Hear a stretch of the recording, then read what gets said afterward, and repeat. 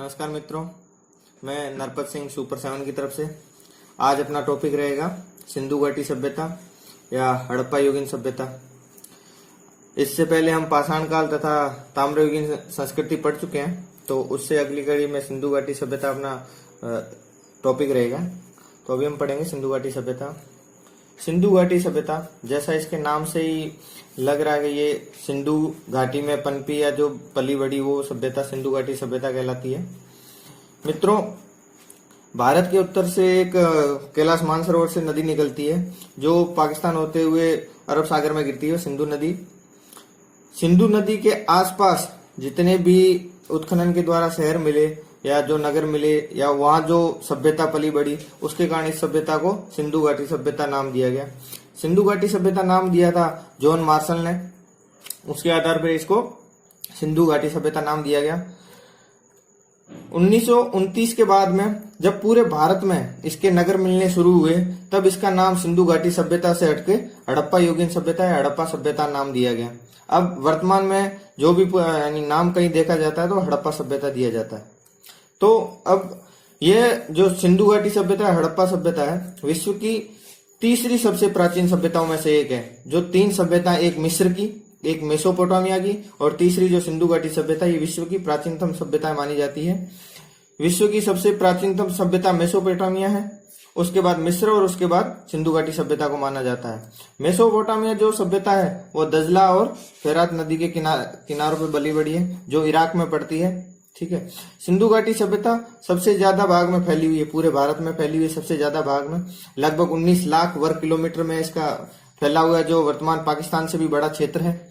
इसकी खोज 1921 एडी में दयाराम साहनी ने हड़प्पा नामक स्थान पर की थी। सिंधु घाटी सभ्यता की खोज 1921 में दयाराम साहनी द्वारा हड़प्पा, जो वर्तमान माउंट कैमरी पंजाब पाकिस्तान के पास पड़ता है, वहां की गई थी, हड़प्पा नामक स्थान पे। 1921 में खोज करने से पहले 1826 में एक चार्ल्स मैसन द्वारा 1826 में एक टीले की जानकारी दी गई थी, या इसके ऊपर प्रकाश डाला गया था 1826 में चार्ल्स मैसन द्वारा। 1853 में चार्ल्स मैसन द्वारा एक मोहर भी खोजी गई थी जो हड़प्पा युगीन मोहर कहलाती है 1853 में। लेकिन जो इसको खुदाई का जो श्रेय जाता है, वो खोजने का जो श्रेय वो दयाराम साहनी को जाता है 1921 में। लेकिन 1826 में इसके ऊपर प्रकाश डाला गया था, तथा 1853 में इसकी एक मोहर भी मिली है, वो चार्ल्स मैसन को मिली है। ठीक है। 1921 में खोज करने के बाद 1922 में मोहनजोदड़ो नामक स्थान की खोज राखलदास बनर्जी द्वारा की गई। मोहनजोदड़ो जो वर्तमान लरकाना सिंधु प्रांत में पड़ता है, 1922 में, जो एक ही सभ्यता के अंग है। तो अब ये सिंधु घाटी सभ्यता के जो महत्वपूर्ण 5 से 7 शहर माने जाते हैं, कुल मिला के मित्रों 200 से ज्यादा शहर या बहुत ज्यादा शहर माने जाते हैं इसके सिंधु घाटी सभ्यता के। लेकिन महत्वपूर्ण जो बड़े बड़े शहर है वो 7 शहर माने जाते हैं। उनका मैं आपको आगे विवरण दूंगा, नक्शे के हिसाब से समझाऊंगा कौन सा शहर बड़ा है। तो 1922 में मोहनजोदड़ो, जिसकी खोज राखलदास बनर्जी द्वारा की गई थी। वर्तमान में सिंधु घाटी सभ्यता के लगभग 400 स्थानों की खोज की जा चुकी है। 200 से अधिक स्थल केवल गुजरात में है। सिंधु घाटी सभ्यता इतनी विस्तृत भूभाग में फैली थी कि उसके 200 से अधिक स्थल सिर्फ केवल गुजरात में है। इनमें से अधिकांश आजादी के बाद खोजे गए। मित्रों, 1921 में पहली बार खोजा गया है, तो इसकी निरंतर यहीं पे खुदाई चली। हड़प्पा, मोहनजोदड़ो, चौंदड़ो, कालीबंगा, यही खुदाई चली। लेकिन आजादी के बाद जब गुजरात में मिलने शुरू हुए, उसके बाद ही खुदाई के जो आजादी के बाद सारे क्षेत्र खोजे गए। ठीक है। जो सिंधु घाटी सभ्यता है वो पूरे विश्व में कहाँ कहाँ फैली गई है, उसके बारे में थोड़ी जानकारी देंगे, वो कैसे फैली गई। तो सिंधु घाटी सभ्यता का जो सबसे उत्तरी जो शहर माना जाता है वो माना जाता है मांडा, कश्मीर में है। इसके बाद दक्षिण में दैमाबाद, जैसा कल मैंने आपको बताया, दैमाबाद महाराष्ट्र में जो जोरवे संस्कृति है, ताम्रयुगीन संस्कृति, उसमें भी सबसे बड़ा शहर था। उसमें भी आपको बताया था कि कांसा मिला था, जो हड़प्पा युगीन सभ्यता का माना जाता है। तो हड़प्पा युगीन सभ्यता में भी दैमाबाद को माना जाता है उसका दक्षिणतम बिंदु। तो दैमाबाद दक्षिणतम हो गया, मांडा उत्तरी तथा पूर्वी क्षेत्र में मेरठ उत्तर प्रदेश के पास आलमगीरपुर, और पश्चिमतर बिंदु इसका जो सुदकेडोर है बलूचिस्तान पाकिस्तान, जहां इससे पहले आपको बताया गया मेहरगढ़ था ताम्रयुगीन सभ्यता का केंद्र, वहां उसके पास ही सुदकेडोर बलूचिस्तान का, और उत्तर पश्चिम में सुरतगई अफगानिस्तान में पड़ता है। ये सिंधु घाटी सभ्यता का क्षेत्र है। बाकी कालीबंगा राजस्थान में यहाँ लोथल पड़ेगा अहमदाबाद के पास, यहाँ धोलावीरा पड़ेगा कच्छ में, बाकी सुदकेडो चौंदड़ो, यहाँ मोहनजोदड़ो, इधर मोहनजोदड़ो के साइड में चौंदड़ो, ये और हड़प्पा और मोहनजोदड़ो में 483 किलोमीटर का गैप है। दोनों शहर 483 किलोमीटर दूर थे। मोहनजोदड़ो से चौंदड़ो 185 किलोमीटर दूर था। ठीक है, अब आगे हम इसके शहर के हिसाब से अलग अलग विवरण पढ़ेंगे, किस शहर में क्या क्या खुदाई कैसे कैसे मिला हो। मोहनजोदड़ो पाकिस्तान के सिंध प्रांत के लरकाना जिले में स्थित है। राखलदास बनर्जी द्वारा इसका उत्खनन 1922 में किया गया। यह सिंधु नदी के तट पर स्थित है। इसका शाब्दिक अर्थ है मृतकों का टीला। मोहनजोदड़ो का शाब्दिक अर्थ मृतकों का टीला है मित्रों। यहाँ वृत स्नानागार प्राप्त हुआ है, एक बहुत बड़ा स्नानागार प्राप्त हुआ है। उस स्नानागार को हम ऐसे याद करेंगे जैसे एक यहाँ बीच में कोने पे बिल्कुल ईंटें लगाई हुई है, साइड में ये कमरे बना दिए गए नहाने के लिए, और दोनों तरफ उत्तर और दक्षिण की तरफ से सीढ़ियां हैं नीचे जाने के लिए। एक कमरे में यहाँ कुआं है जिससे पानी लिया जाता था नहाने के लिए, और एक तरफ निकासी दिया जाएगा। ये व्रत स्नानागार की विशेषता है। व्रत स्नानागार अब पढ़ेंगे। इसमें उत्तर एवं दक्षिण में सीढ़ियां बनी हुई है। पास में बने कुएं से इसमें पानी की आपूर्ति होती थी। इसके चारों तरफ छोटे छोटे कक्ष बने हुए हैं जिसमें स्नानागार में बिटुमिनस कोयले का लेप किया जाता है। संभवतः ये सामूहिक अनुष्ठान स्नान के काम आता था। जो ये स्नानागार है मुख्यतः सामूहिक स्नान के लिए काम में लिया जाता था, ऐसा पुरातात्विक इतिहासकारों का मानना है। मोहनजोदड़ो में एक वृत अन्नागार भी मिला है। अन्नागार मतलब जहां अन्न को इकट्ठा किया जाना हो। यह सिंधु घाटी सभ्यता की सबसे बड़ी इमारत मानी जाती है। यहाँ अनाज इकट्ठा किया जाता था। मित्रों, मोहनजोदड़ो में एक पुजारी की मूर्ति मिली है जिसपे तिपतिया सोल ओढ़ी हुई है। तिपतिया सोल मित्रों, जैसे ये चित्र बना रखा है मैंने, इस चित्र के हिसाब से उसके सोल के ऊपर ये सारे चित्र बने हुए हैं, कसीदाकारी ये किए हुए हैं। वहां एक मूर्ति मिली है जो ध्यान की मुद्रा में बैठा है। एक पैर के ऊपर दूसरा पैर देके ध्यान की मुद्रा में बैठे हुए पुजारी की मूर्ति मिली है। एक कांसे की नर्तकी मूर्ति मिली है। कांसे की नर्तकी की मूर्ति जो नग्न अवस्था में है, उसके एक हाथों में चूड़ियां हैं और एक हाथ उन्होंने कमर पे दे रखा है, दूसरे हाथ में खड़ी है। ठीक है, यहाँ से एक बेलनाकार मुहर भी मिली है। सूती वस्त्र के साक्ष्य भी मिले हैं। पशुपति शिव की मूर्ति भी मिली है। जो एक मूर्ति मानी जाती है वो शिव की मूर्ति मानी जाती है, पशुपति शिव की मूर्ति। सीपी की बनी हुई स्केल। नगर दो भागों में विभाजित थे। जो मोहनजोदड़ो का नगर था वो दो भागों में विभाजित था। एक पश्चिमी भाग जो बहुत बड़े ऊंचे टीले पे था तथा पूर्वी भाग निम्न टीले पे। पश्चिमी भाग में जो था वहाँ उच्च या धनी लोग रहते थे। पूर्वी भाग में था वो जनसाधारण का आवास स्थल था, वो माना जाता है मित्रों।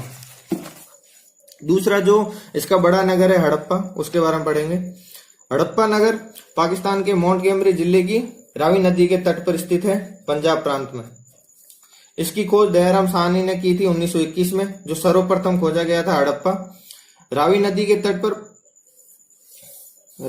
तट पर 12 श्रमिक आवास बने हुए हैं और इनके पास ही अन्नागार बने हुए तथा पास ही चबूतरे बने हुए हैं। यहाँ संभवत अनाज को साफ किया जाता था। जो यहाँ हड़प्पा है ये रावी नदी के तट पर है और यहाँ रावी नदी के तट पर ही ये 12 श्रमिक आवास बने हुए जहाँ श्रमिकों को रखा जाता था, अन्नागार इकट्ठे किए जाते थे। हड़प्पा सभ्यता में एक कब्रिस्तान भी मिला है, ठीक है, जिसमें एक ताबूत की कब्र मिली है जो विदेशी की मानी जाती है। यहाँ से एक बैलगाड़ी मिली है जिसको हम इक्का गाड़ी भी कहते हैं। ये खिलौने नुमा है बैलगाड़ी। और यहाँ से हम हड़प्पा से ईंटों के भट्ठे भी मिले हैं। जो मुख्य चीज मानी जाती है हड़प्पा सभ्यता की, यहाँ से स्वस्तिक का चिन्ह मिला है। ये मुख्य चीज मानी जाती है हड़प्पा से यानी शहर की, जो यहाँ से मुख्य मिली है स्वस्तिक का चिन्ह। अगला पढ़ेंगे कालीबंगा, जो तीसरा इसका सबसे बड़ा शहर माना जाता है। यहाँ 7 जो मुख्य शहर आपको मैंने बताए थे। कालीबंगा अपने राजस्थान में पड़ता है, जिसकी खोज अमलानंद घोष ने की थी। इसका उत्खनन ब्रजवासी लाल तथा बालकृष्ण थापर ने किया था। अमलानंद घोष इसकी खोज करता है। कालीबंगा हनुमानगढ़ में घग्गर नदी प्राचीन सरस्वती नदी के तट पर स्थित है। इसकी खोज 1952 में की गई थी तथा इसका उत्खनन जो है 1961 से 1969 तक किया गया। कालीबंगा का जो सबसे महत्वपूर्ण साक्ष्य माना जाता है वो जुते हुए खेत। जुते हुए खेत वो कालीबंगा का महत्वपूर्ण साक्ष्य माना जाता है। वो जुते हुए खेत भी इस प्रकार है मित्रों कि उसमें ये क्रॉस में खेती, यानी दो फसलें एक साथ ली जाती थी, एक फसलों को इस तरफ लिया जाता था, दूसरी क्रॉस में खेती होती थी। वो कालीबंगा का महत्वपूर्ण साक्ष्य है। ये यहाँ दोहरी खेती होती थी, चने और सरसों को एक साथ बोया जाता था। कालीबंगा से हवन कुंड के भी साक्ष्य मिले हैं तथा बेलनाकार मुहर भी मिली है। बेलनाकार मुहर मोहनजोदड़ो में भी मिली है और कालीबंगा में मिली है।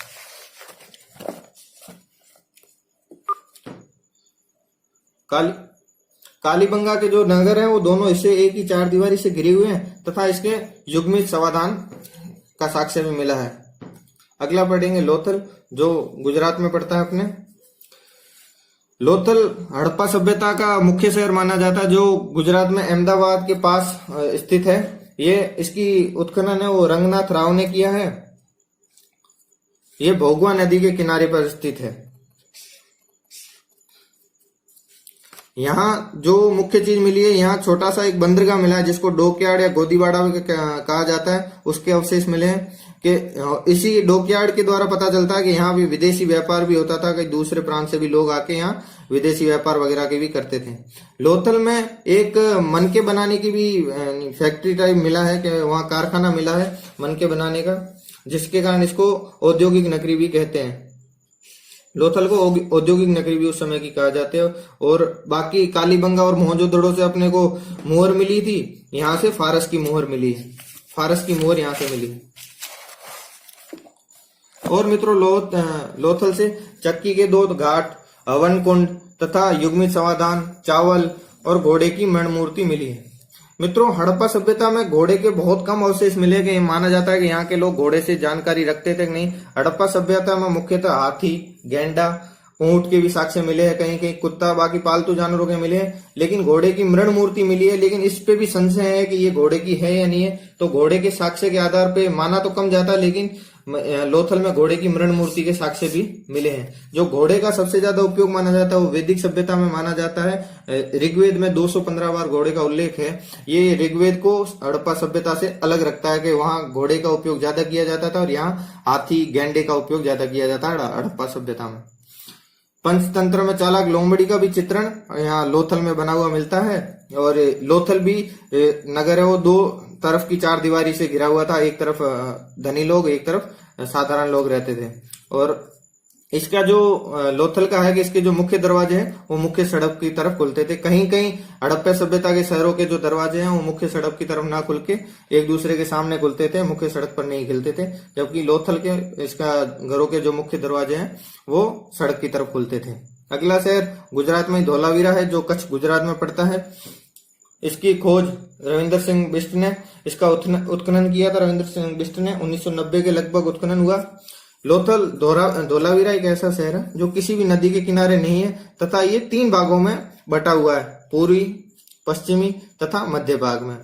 यहाँ से कृत्रिम जलाशय का साक्ष्य मिले हैं, मतलब यहाँ कृत्रिम एक जलाशय बना हुआ है। इन बहुत बाकी शहर सारे नदियों के किनारे होने के कारण कहीं जलाशय नहीं बनाया गया, लेकिन धोलावीरा में कोई नदी नहीं है, कोई नदी के नजदीक नहीं था, इसलिए यहाँ कृत्रिम जलाशय बनाया गया होगा, ऐसे इतिहासकार सोचते हैं। इसलिए वहां से कृत्रिम जलाशय मिला, इसके कारण उनकी सोच ऐसी है। यहाँ से नोटिस बोर्ड, सूचना पट भी मिला है तथा एक स्टेडियम के भी साक्ष्य मिले हैं। अगला मित्रों सुरकोटड़ा, कच्छ गुजरात में स्थित है। धोलावीरा से थोड़ा पश्चिम और दक्षिण पश्चिम की तरह स्थित है सुरकोटड़ा। इसका उत्खनन जगपति जोशी ने किया था। यहाँ से घोड़े की अस्थियां मिली है। सुरकोटड़ा में घोड़े की अस्थियां मिली है तथा लोथल में घोड़े की मृण मूर्ति मिली है। तब भी सिंधु घाटी सभ्यता में इतिहासकार है वो घोड़े के अवशेष बहुत कम मानते हैं। चहुंदड़ो वर्तमान सिंध पाकिस्तान में स्थित है। इसका उत्खनन एन मजूमदार ने किया था, जिसकी एन मजूमदार की हत्या डाकुओं ने कर दी थी। यहाँ से मनके बनाने का कारखाना मिला है। मनके बनाने का कारखाना एक लोथल में भी मिला है और एक चौंदड़ो में मिला है। और यहाँ बिल्ली का पीछा करते हुए कुत्ते के भी चिन्ह मिले हैं। ठीक है मित्रों, तो ये हमने बड़े बड़े शहर पढ़े कि इन बड़े बड़े शहरों में क्या क्या मिला, क्या क्या नहीं। जो इम्पोर्टेंस फैक्ट है कि जो कहाँ कहाँ से लिंक आपस में कैसे करना, जो बहुत इजी तरीके से याद रहे, तो वैसे हम एक चीजें बना लेते हैं कि एक ही चीज किन किन 2-2 शहरों में मिली है। तो जैसे बेलनाकार मुहर है वो मोहनजोदड़ो और कालीबंगा में मिली है। युग्मित समाधान के जो साक्ष्य मिले हैं वो कालीबंगा और लोथल में मिले हैं। मन के बनाने का कारखाना लोथल और चौदड़ो में मिला है। हवन कुंड के जो साक्ष्य है वो कालीबंगा और लोथल में मिले हैं। घोड़े की मृण मूर्ति वो लोथल से मिली है तथा घोड़े की जो अस्थियां हैं वो सुरकोटड़ो में मिली है। फारस की मुहर लोथल में मिली है। सारगोन अभिलेख मेसोपोटामिया में है। उसके आधार पे इन दोनों का आपस में जोड़ा जाता है कि इन दोनों में आपस में कहीं ना कोई लिंक रहा होगा आपस में। इसको कांस्ययुगीन सभ्यता भी कहा जाता है, जो तांबा और टिन से बना के मिलाया जाता था। मित्रों, ताम्रयुगीन सभ्यता को, इसको सिंधु घाटी सभ्यता को ताम्रयुगीन सभ्यता से अलग क्यों रखा जाता है? क्योंकि ताम्रयुगीन जो सभ्यता है वो ग्रामीण सभ्यता कहा जाता है तथा सिंधु घाटी सभ्यता हड़प्पा सभ्यता को नगरीय सभ्यता कहा जाता है। तो इसको नगरीय सभ्यता क्यों कहा जाता है, इसके क्या क्या साक्ष्य मिले वो पढ़ेंगे हम। नगरीय सभ्यता इसलिए कहा जाता है कि इसमें जो भी ये हड़प्पा, चौदड़ो, मोहनजोदड़ो, कालीबंगा, लोथल, धौलावीरा मिले हैं, ये बहुत बड़े बड़े शहर है तथा ये एकदम सुव्यवस्थित तरीके से बने हैं। और ये जितने भी नगर है 2 भागों में विकसित थे, पूर्वी भाग और पश्चिमी भाग। पश्चिमी भाग बहुत बड़े टीले पे होता था जिसमें लोग धनी लोग रहते थे तथा पूर्वी भाग में यहाँ के जन साधारण लोग निवास करते थे। नगर का जो भी इनका वो आकार रहता था वो चेसबोर्ड की तरह रहता था। सड़कें समकोण पे आपस में काटती थी और यहाँ पक्की ईंटों के मकान मिलते हैं। पक्की ईंटों का जो प्रयोग किया जाता था, सर्वप्रथम प्रयोग किया जाता है वो हड़प्पा युगीन सभ्यता में किया जाता है। कहीं कहीं मकान 2 मंजिल के भी मिलते हैं। हड़प्पा सभ्यता की जो मुख्य विशेषता मानी जाती है वो जल निकासी है। जैसे जल का निकालने की जो निकासी की व्यवस्था जो हड़प्पा सभ्यता में थी वो इससे पहले वाली मेसोपोटामिया की और मिस्र की सभ्यता में नहीं देखने को मिलती। इसके बाद में भी कहीं कहीं जो सभ्यताएं आती है उनमें जल निकासी की इतनी उत्तम व्यवस्था कहीं नहीं मिलती है कि जैसे जल निकालने के लिए नालियां बनी हुई थी और उन नालियों में भी कहीं न कहीं गड्ढे बना के मुखे वगैरह बने हुए थे, जिससे अगर कोई जल फंस जाता है निकालने का, वो जल में कुछ कचरा वगैरह, तो वो ऐसे बने हुए मिलती है। जलापूर्ति के लिए हर घरों में कुएं होते थे तथा हर घर में नहाने के लिए स्नानगार भी मिले हैं। मित्रों, जैसा बता रखा है इनकी, जैसे हड़प्पा युगीन सभ्यता की भाषा का अभी तक कोई ज्ञान नहीं है, किस प्रकार की वहां भाषा बोली जाती थी या किस प्रकार की भाषा का प्रयोग किया जाता था, वो अभी तक भी इतिहासकारों या पुरातत्वविद को कहीं ज्ञान नहीं है कि वहां किस भाषा का प्रयोग किया जाता था। लेकिन उनकी जो लिपि मिली है उस लिपि का इतिहासकारों ने पता किया है, उनको जानकारी मिल पाई है कि एक विशेष लिपि से वो परिचित थी। जो उनकी लिपि है वो दाएं से बाएं की तरफ लिखी जाती थी और वापस बाएं से दाएं की तरफ लिखी जाती थी, जिसको सर्पिलाकार लिपि भी कहा जाता है। उस लिपि में यानी चित्र बने हुए थे या उनके भावों को उकेरा जाता था, ऐसा इतिहासकार बोलते हैं कि भावों के आधार पर वो लिपि बनी हुई है। और उस लिपि में मुख्यतः जिसका प्रयोग माना जाता है वो मछली की आकृतियों का भी माना जाता है कि उसमें प्रयोग किया जाता था लिपि में। और इस लिपि में वर्तमान तक 400 अक्षर अभी तक मिल चुके हैं। 400 अक्षर प्रयोग में लिए जाते थे। यह लिपि भाव चित्रात्मक शैली लिपि होती थी। इस लिपि में दाएं से बाएं लिखा जाता था, दाएं से बाएं फिर बाएं से दाएं, जिसको हम गोमुद्राक्षर शैली भी कह सकते हैं, सर्पिलाकार भी कह सकते हैं। यह लिपि अभी तक अपने इतिहासकारों द्वारा नहीं पढ़ी जा चुकी है। इसके सबसे बड़े लेख में 23 अक्षर मिले। जो हड़प्पा युगीन सभ्यता का जो सबसे बड़ा लेख है उसमें 23 अक्षर या 23 चिन्ह मिले हैं, जो भी माना जाए उसको। उद्योग और व्यापार वाणिज्य अच्छी स्थिति में थे, अर्थात सुविकसित थे। उद्योग और व्यापार वाणिज्य विकसित नगरीय व्यवस्था की विशेषता थी। जो इस नगरीय व्यवस्था की जो अच्छी विशेषता थी, उद्योग और व्यापार वाणिज्य। तो मित्रों, ये तो हमने आज सिंधु घाटी सभ्यता के जो नगर और उसका जो नगरीकरण, नगरीय जीवन था उसके बारे में पढ़ा। सिंधु घाटी के जो भी आगे राजनीतिक, धार्मिक, आर्थिक जो जीवन था, कृषि, पशुपालन किस प्रकार के थे, वो हम अगले वीडियो में पढ़ेंगे। उसके आधार पर हम पढ़ेंगे सिंधु घाटी सभ्यता का नगरीय जीवन कैसा, उसमें आर्थिक, उनके पशुपालन में क्या क्या चीजें थी, कृषि में क्या क्या चीजें थी, और सिंधु घाटी सभ्यता के पतन के कारण क्या क्या थे, वो हम अगले वीडियो में पढ़ेंगे। तो मित्रों, मैं आशा करता हूँ आपको ये वीडियो पसंद आएगा। इसमें जो आपको चीज अच्छी लगी है उसको आप एक अच्छे से नोट पेज पे लिख दें, जैसे मैंने भी लिखा हुआ है, तथा उसके अच्छे से नोट्स बना लें। और ये बहुत अच्छे कंटेंट इकट्ठे किए हुए हैं, मैं आशा करूंगा आप इसको स्क्रीनशॉट लेके रखें या कहीं लिख दें। अगर हमारा वीडियो आपको पसंद आए तो लाइक करें, शेयर करें तथा सब्सक्राइब करें। धन्यवाद।